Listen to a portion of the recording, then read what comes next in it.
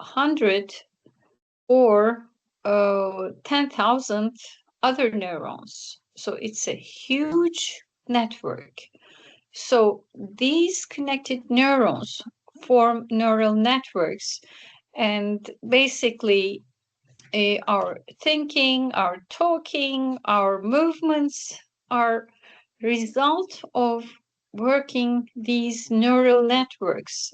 And each neural network is specialized in, for example, language network or motor network or sensory network.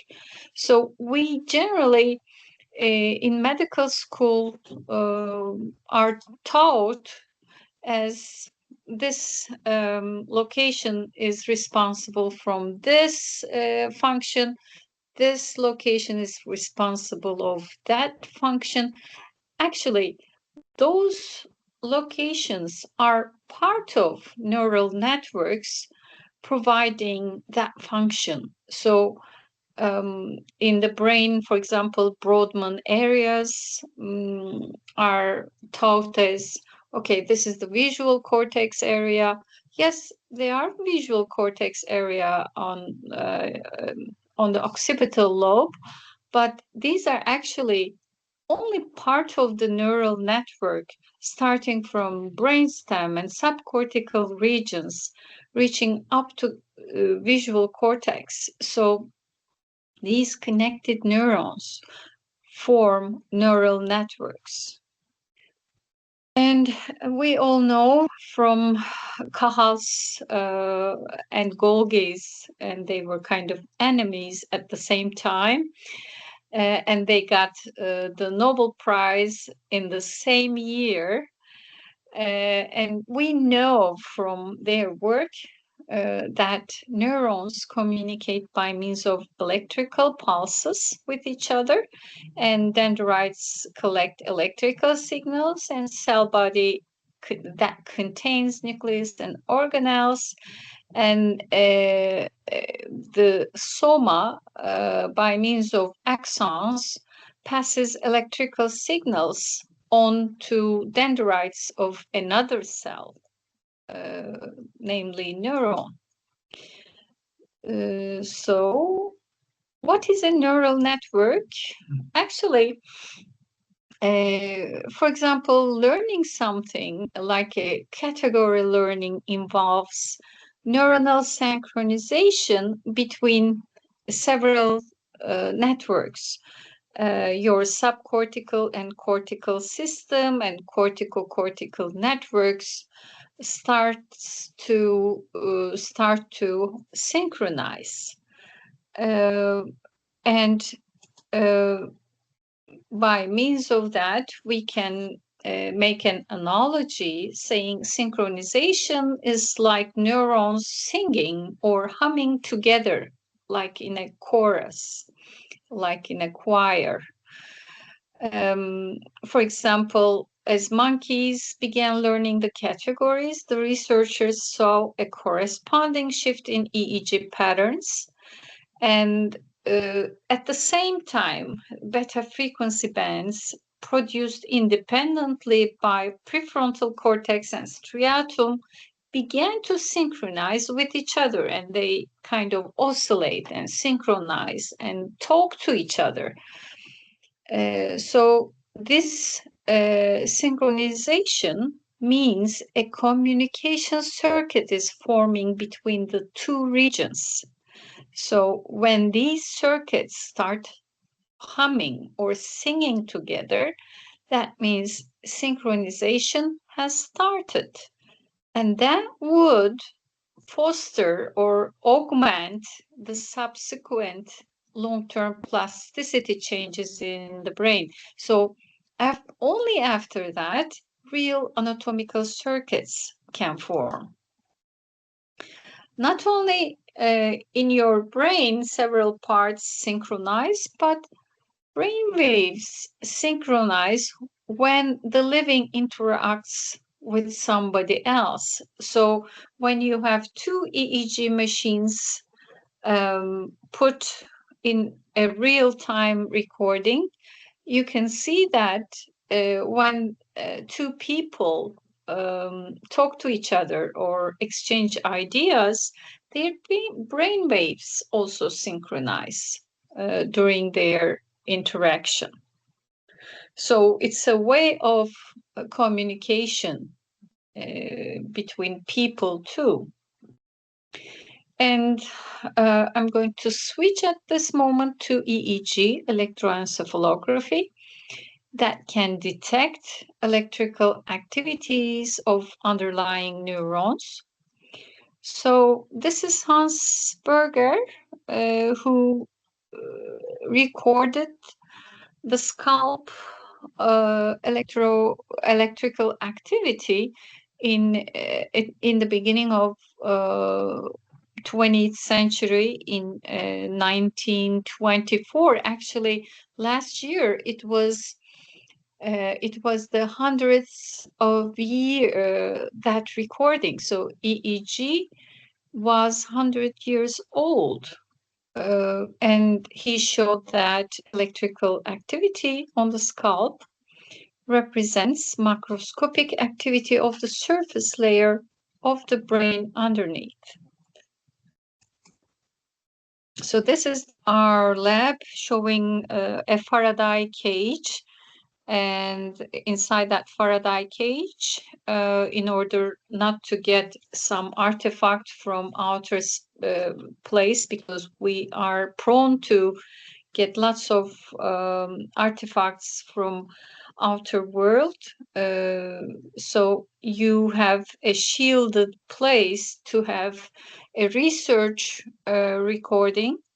In the real life, you don't have that kind of shield, but for research labs, we generally do need a Faraday cage. But now, in the current EEGs, there are active electrodes that don't need, and they don't need a Faraday cage like that. So it depends on the electrode type you use. If you use active electrode, you don't need that Faraday cage anymore. So EEG electrode picks up the electrical activity passing through dura mater, skull, and scalp. And we put them into amplifier because they are very, very small, very, very tiny EEG electrical activity. You make it amplify so you can put into recording. So generally we use local EEGs, but there are other types of recordings, like intracellular recording or extracellular local field potentials. But here I will use the scalp EEG activity in my talk. So how do we see the neurons hum together or sing together during a specific task? You can use, you don't use anything, any stimulation. Person just lies down and you get a resting EEG, but you can also use a stimulus at a certain time and average, and you have a time locked manner. You average, meaning add each other to elicit event-related potentials. And when you do a spectral analysis or time frequency analysis, you end up with a classical frequency band activity called event-related oscillations, event-related delta oscillations, theta, alpha, beta, and gamma oscillations. And you can see they are in certain frequency bands. Each of them has certain functional activity. For example, delta is used, generally the function of delta is having a big place, if you have a big distance between neurons, you need to have a bigger or slower oscillations, slower moving electrical activity between big distances. So you should use delta or theta oscillations to synchronize.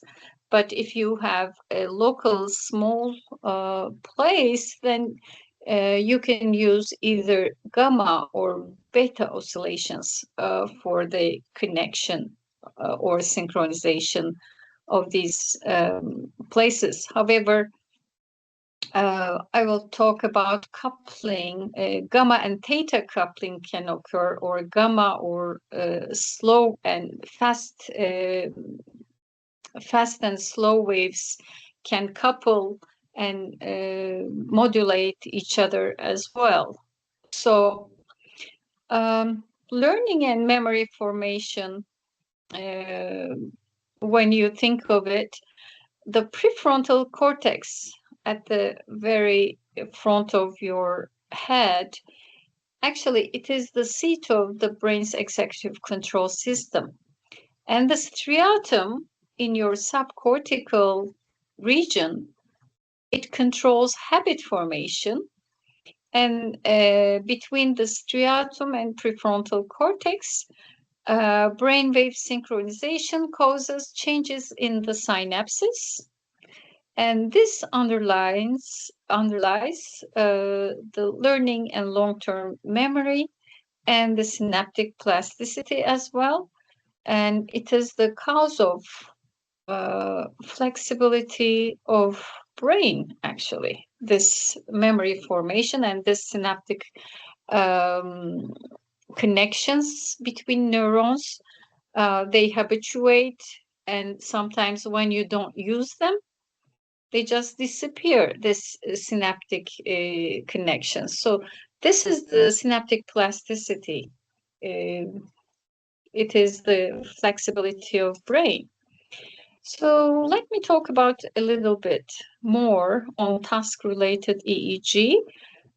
These are different than resting state EEGs because, for example, you can give a simple sensory signal or an oddball paradigm like a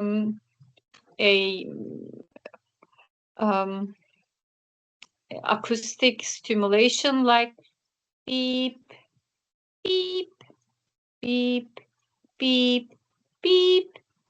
And you ask from the patient or the participant, okay, could you count these beeps? Not beeps. Yeah, so you have to count, the patient had to count these oddballs, these target stimulus you give to them. So at the end of this paradigm, you add, for example, you give a stimulus here, you give another stimulus here, and you have this raw EEG. And after adding all these time-locked EEGs on top of each other, you end up with a response called event-related oscillations, like this one. And this is kind of averaging or adding, summing up maybe 40, maybe 50, maybe 100 of trials after each stimulus in a time-locked manner. And you end up with event-related potential. And when you do a spectral analysis to them, you have delta, theta, alpha, beta, and gamma event-related oscillations. So we see these oscillations means we can reflect the activity of neurons that are singing together. So let me move forward. So let's stop here and we can move on to cognitive decline and dementia, what it is. So cognitive decline, when it starts, um, you only the subject can feel at the beginning, and later on, the person loses ability to do things by themselves.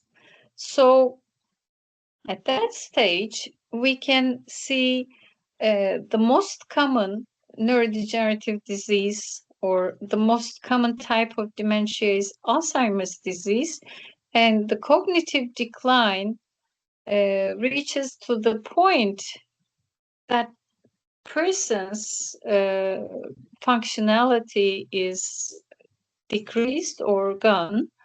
So this is the 65% of all dementia causes Alzheimer's disease, but not only Alzheimer's disease, but there are many other diseases that can cause dementia, like frontotemporal dementia, or vascular dementia, or Lewy body dementia, or mixed type of them. So what is the pathological hallmark of Alzheimer's disease? There are two, actually it became three, but this is an old slide showing extracellular beta amyloid outside of the cell and phospho-tau inside of the cell. These are the pathological hallmarks. But the third hallmark is neuroinflammation. Now, these are the three musketeers of Alzheimer's disease: beta amyloid outside of the cell, phospho-tau inside the cell, and neuroinflammation all over. I mean, this is the third musketeers of Alzheimer's disease. And when beta amyloid sits outside of the cell and when it is accumulated, then phospho-tau starts to accumulate inside, and phospho-tau actually stabilizes microtubules, which are like a railroad from soma to dendrites. And when this microtubule system is impaired or deranged, the axonal transport becomes impossible and neuron becomes like a ghost. So this is the inside of the neuron. When abnormal tau appears, the axonal transport is impaired. So this is the microtubules, and this is the tau. When this tau becomes abnormal, these microtubules becomes tangled. They are not straight and functional anymore, and this tangled filaments are called neurofibrillary tangles. They are kind of mingled and tangled at that moment. So the third important abnormality is the neuroinflammation, as it is placed in the biomarkers in this August 2024. Now we have to check for neuroinflammation markers to be sure of Alzheimer's disease. So by means of biomarkers, we can detect 2 decades before the clinical symptoms. In that, there could be no complaint. The person could be totally normal with no complaint forever. And this is cognitively unimpaired Alzheimer's disease or at-risk patients. And this could be subjective cognitive decline, which the person complains by themselves, but there is no evidence whatsoever. And in mild cognitive impairment, you can find the neuropsychological test scores are below the normal ranges, but the person doesn't have any functionality loss. And when it reaches to dementia stage, you can very prominently see the functional loss. So people cannot do their living by themselves. They cannot live independently by themselves. So this is the dementia stage. So Alzheimer's disease spectrum includes all of these stages from subjective cognitive decline to mild cognitive impairment and dementia. So these biomarkers could be possible by means of cerebrospinal fluid testing or blood testing within the last 3 or 4 years. And actually, this is a very big market at the moment, and you don't follow them only in scientific journals, but you can follow them in the medical related financial system markets. Actually, all of these markets are very lively and vivid. So our group started using EEG among biomarkers. We tried to do that, but at the moment, we don't say it's a strong candidate for being a biomarker at the moment for the diagnosis, but it could kind of see what happens in person's brain during the progression or after giving a treatment, what happens to the brain, because it's a very time-wise, its resolution is great, better than any other system, better than any other method, because within milliseconds you can tell what's happening in the brain. So, as I told you before, amyloid metabolism is very important when it starts accumulating in your brain. Your excitation via glutamate receptors, especially NMDA receptors, excitation increases, and there could be some problems in the clearance of amyloid metabolism, and that causes inhibition decreases via decreased GABA receptors in Alzheimer's disease. So this excitation and inhibition balance is impaired, which means hyperexcitation occurs in the beginning, in the early stages of Alzheimer's disease. So EEG actually shows excitation and inhibition balance. And for the past 10 years, we know that hyperexcitation occurs in Alzheimer's brain as subclinical epileptiform activity starts even before the clinical presentation in AD. And before the clinical presentation, you can see subclinical epileptiform activity in 40% of Alzheimer's patients. And also, we know that clearance is very important in amyloid accumulation. And now we know maximum clearance of amyloid beta happens in your sleep, especially in non-REM sleep. And in healthy people, after one night's sleep, amyloid beta accumulates in your brain.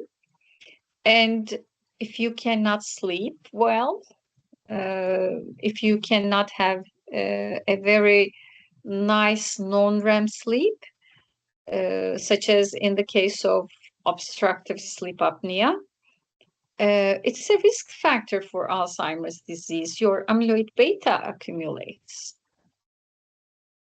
So this is a paper from our site showing obstructive sleep apnea patients who are about 40s.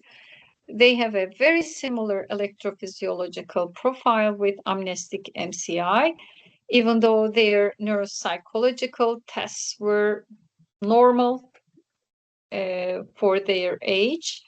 But electrophysiological profile shows a very similarity, shows big similarity with amnestic MCI patients.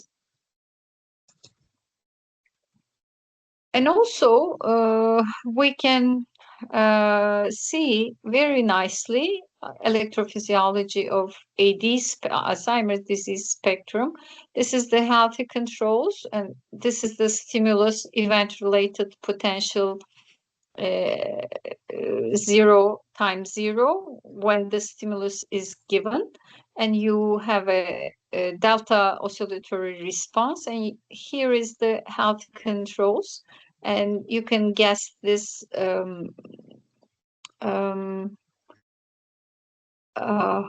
green one is MCI patients, and the red one is Alzheimer's disease dementia cases.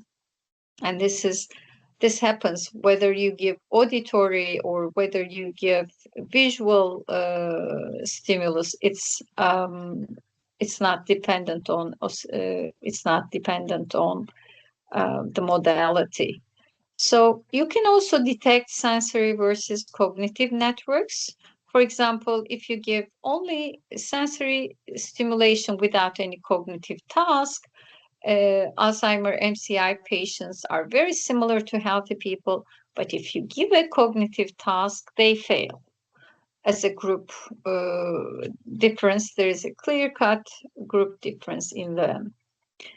And as I told you before, in the beginning of MCI stages or early stages, there is a hyperconnectivity or hyperexcitability in the brain. But later on, when this atrophy occurs or progresses, the advanced structural atrophy causes hypoconnectivity. And we have shown that in our patients and in early onset Alzheimer patients or late onset patients, we have seen clear-cut hyperconnectivity in early onset AD patients, and also theta connectivity increases at MCI stage and then decreases at dementia stage of AD patients. And for gamma coherence, that was a different story for gamma. Gamma connectivity increase in Alzheimer's disease, and cholinergic drugs increase gamma connectivity. We are not sure whether this connectivity is compensatory in Alzheimer's disease dementia. So you can also use modulations. You can modulate by means of some stimulative modulatory methods. But first of all, you have to find personal, individual gamma frequency. For example, I'm sorry.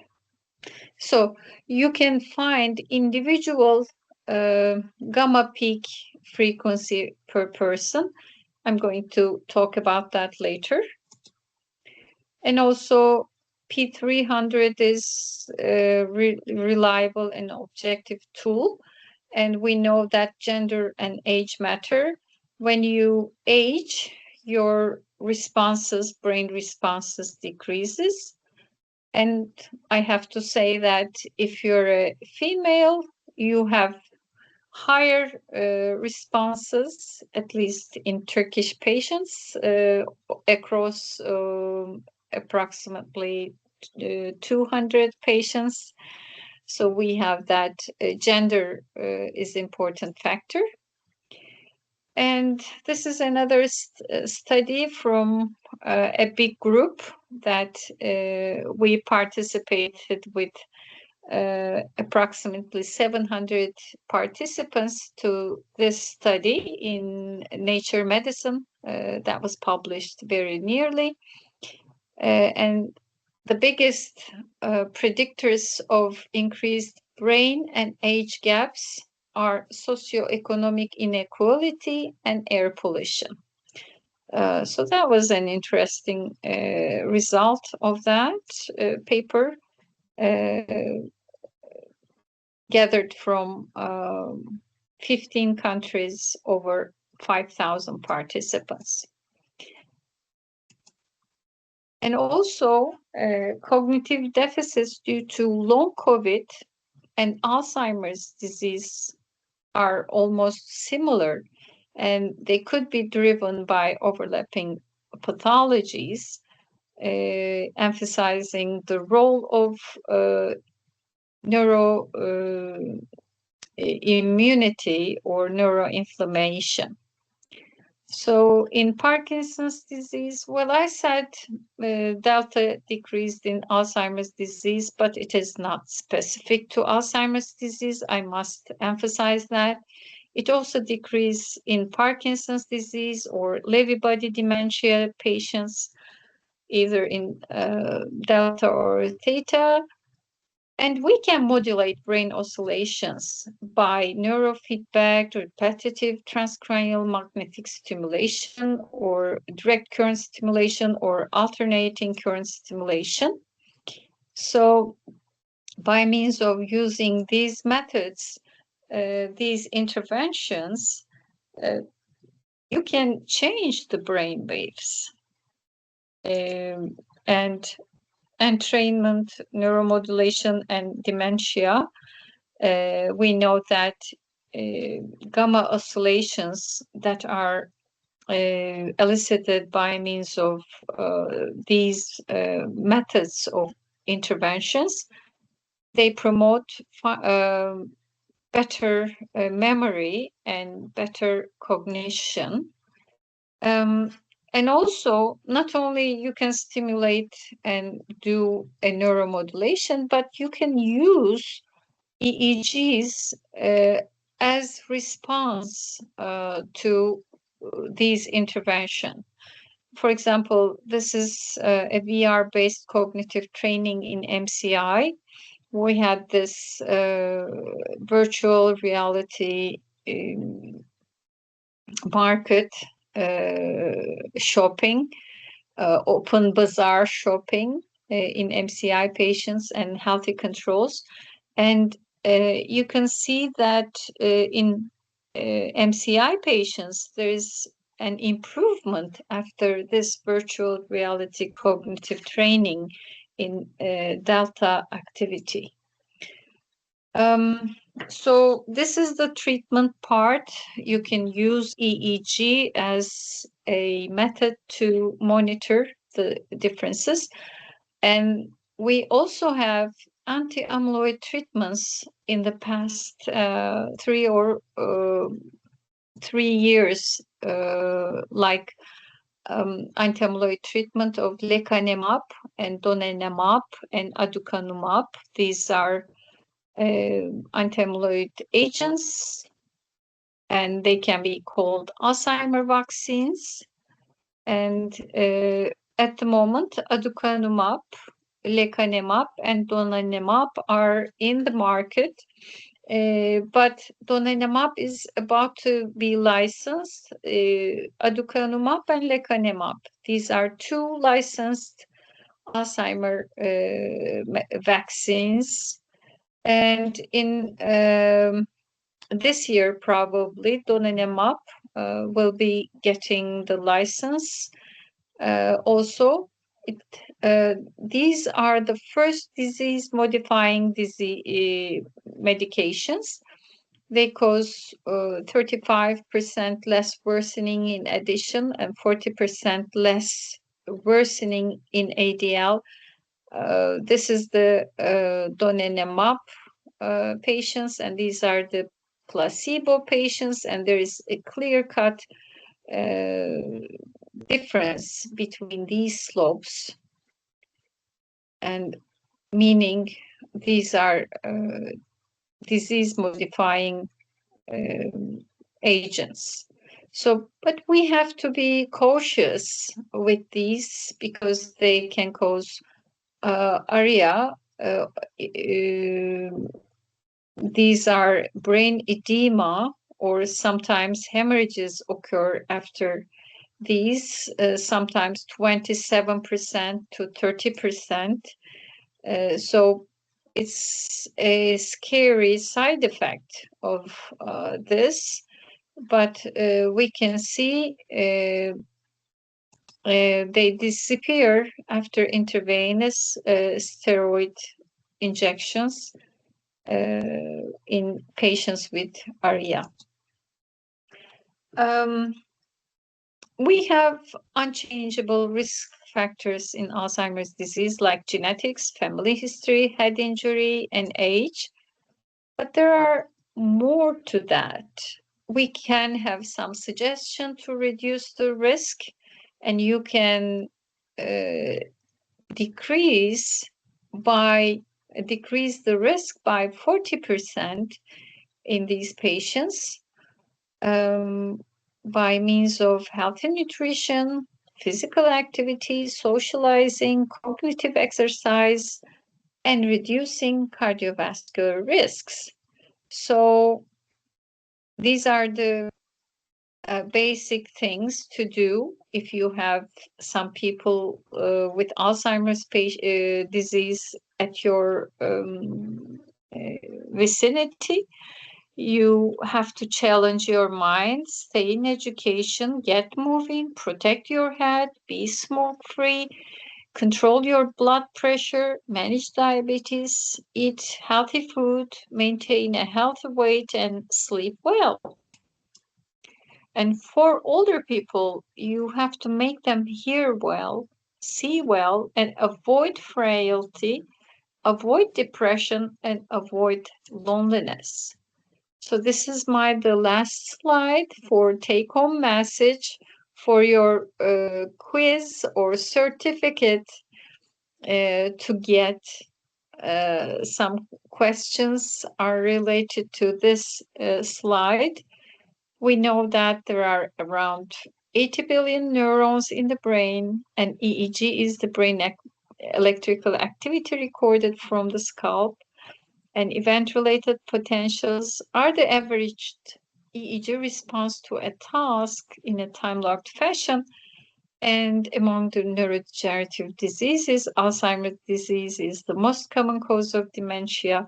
And currently, there are 2 registered and licensed disease-modifying medications in Alzheimer's disease called Alzheimer vaccines or anti-amyloid agents.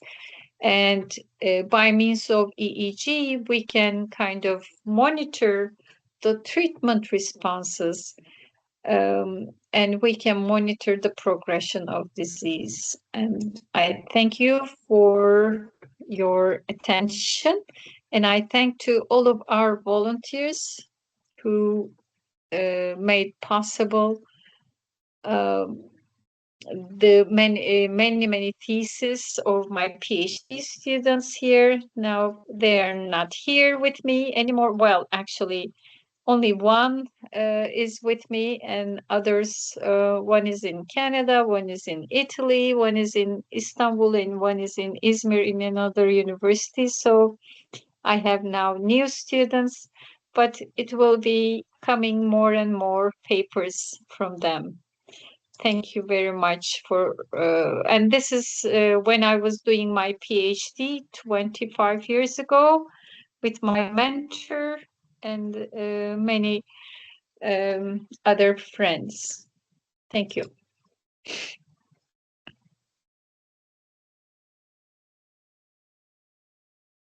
Okay. Yeah. Yes. Thank you so much, Professor Gorsav. It is very really insightful lecture. Thank Means you. I am really grateful, and I'm really excited about the sex differences in the brain. Means I am really excited about it, that how the brain is sex differences, and how, means what is the reason of it, and what is the different connection between the different, like the cardiovascular system and special thing. So now is the second part of the webinar. It is about the question and answer session. So I think we have one question. So we will take that. Okay, I can So see here. Can the yes, disruption of, yeah, can you read the name here? I cannot read. Oh, the it first, is the first yes, person. Professor. So it is the question from the Harsh Goyal. So the question Okay, was, I can cannot read the Kirill alphabet, so yeah, you can help me with that. And the first question comes from, say it now. Harsh Goen? Goyal, ma'am. Harsh Okay, Goyal. Harsh Goen. And can the disruption of specific brain oscillation frequencies serve as an early biomarker diagnosing Alzheimer's disease in asymptomatic individuals? Yeah, that's a great question. Well, actually, I am dying to answer it, but we don't know yet. We have plasma markers.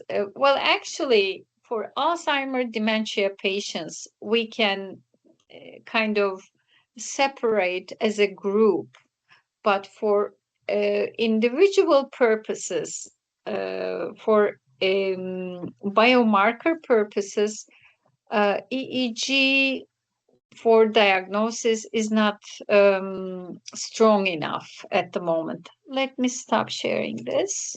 Okay. Um, so it is not at the moment, but in asymptomatic individuals, we can have some hyperexcitability formulas, or in the future, we might have some clues, but not at the moment. Can an implant be used which continuously supplies brain with gamma frequencies, constantly keeping BA plugs, beta amyloid plaques under control? That is a question from Vipu Dabas. And yeah, that's another good question. At the moment, now not in implant, but there are many NIH, well, at least I know one NIH grant is giving money to test not an implant, but a device that gives you flashing light and an auditory stimulus at 40 hertz delivered to MCI, healthy people and MCI stage people. And one of my colleagues is doing that in healthy aging.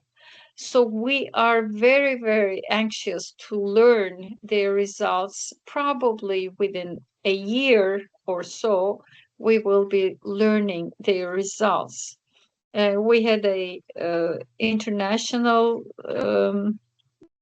meeting called International Pharmaco-EEG Society meeting that I was one of the organizers in Izmir, Turkey. And during that meeting, we had all of the EEG people from the US, Canada, and Europe, and many other places. And I don't remember any person from Ukraine. but could be. I'm not very sure. So we discussed a lot about these. Not at the moment we have an implant, but maybe Elon Musk does that with Neuralink.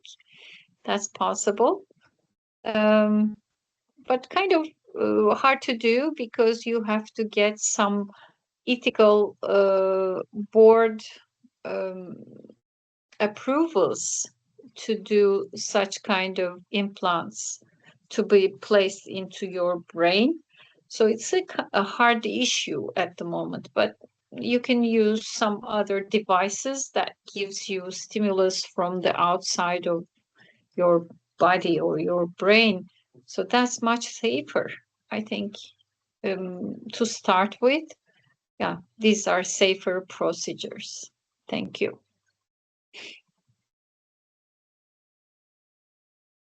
Yes, Professor. So the next question from Jayakumar Alia.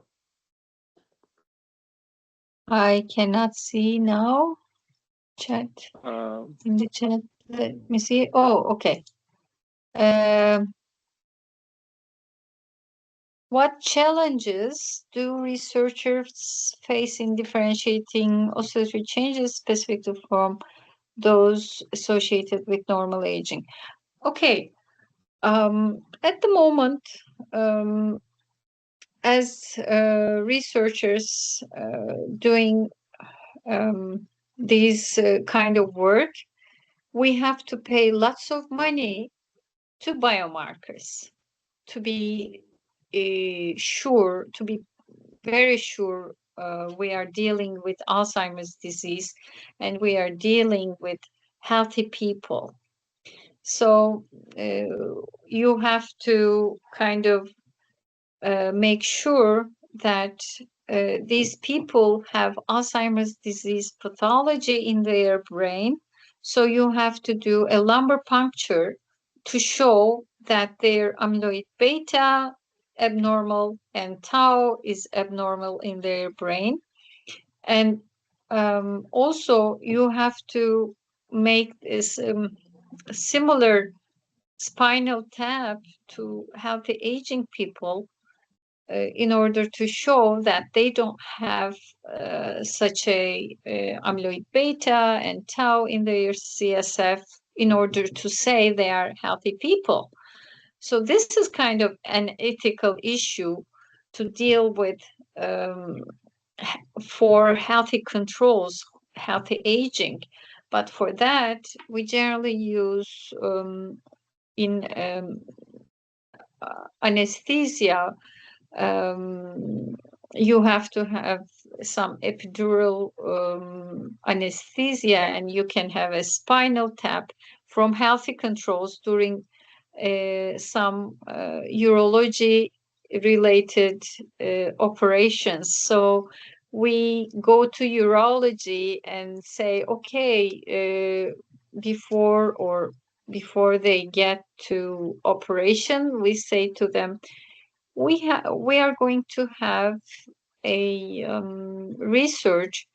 Could you donate 2 cc of your spinal fluid with us? So if they say yes, it's much easier to have healthy controls in your with CSF specimen for your cohort. So that's a great opportunity for us to have some urology patients. So this is the basics challenge. First, finding CSF specimen from healthy people, and basically the money you have to pay for this CSF is not cheap. So these are the basic challenges. However, since August 2024, now there are blood biomarkers are coming along. So we will not need CSF anymore in our researches. Only plasma biosamples will be enough to make a biomarker proven Alzheimer's disease diagnosis. So it's coming up, but still they are too expensive, and you have to pay a lot of money to this biomarker in your budget. So that's the challenging part. So another question is, does hormone replacement therapy during perimenopause and menopause lower the risk of Alzheimer's disease? Okay, this is another great question. We have just published a new paper showing but in aging after the age 50, females have a decreased oscillatory responses, but men stays like that from 18 to the age of 80, men are like that, very stable. But females is greater, show bigger responses at the beginning, and they go like that and reach to the men at the age 50, and then they start getting lower and lower, and it associates with age. So females show decreased oscillatory responses, much different than men. So we speculate that this could be related, menopause, hormones, and estrogen especially. So maybe giving estrogen increases the responses, brain responses. However, they increase the risk of cancers, especially in genital urinary uterus cancer risk is increased after estrogen replacement. So it has ups and downs. So at the moment, I don't suggest estrogen for Alzheimer's disease risk lowering. Okay, I think that's about it. I don't know if there's any other chat question. Okay. Oh, Yes, yeah, Professor. there are two more. Okay. Yeah, I think. Okay, how do changes in neural oscillation frequency influence the progression of synaptic dysfunction in Alzheimer's disease? Okay, that's another great question. We don't know yet. We don't know. Maybe in experimental studies we can say we can have some hints which frequency band, but from the rat studies we know that theta and gamma are the most vulnerable frequency bands to be affected at the first place. So thank you for your. I'm glad you liked it.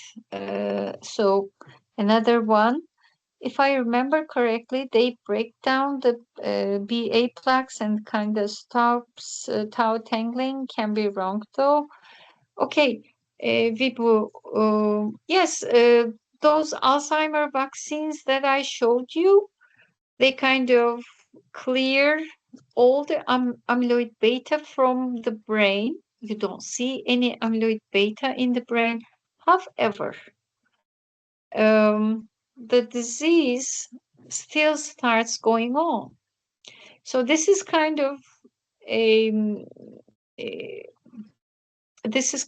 a contradictory finding, and there are some other thoughts about that. Even though you stop amyloid beta presence in the brain,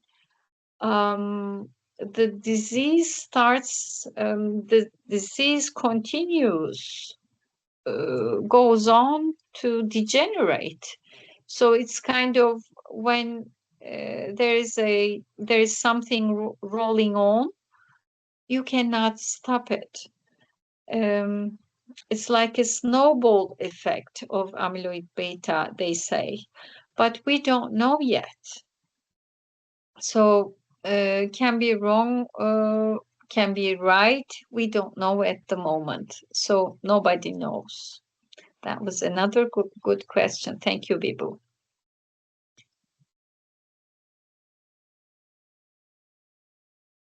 So I think any more questions from anyone?